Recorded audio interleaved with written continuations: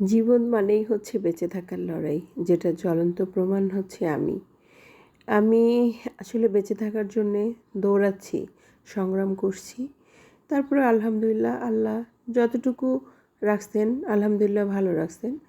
তো 4 চেয়ারের একটা ডাইনিং করলাম। এটা পুরাটাই চিটাগং সেগুন দিয়ে করা।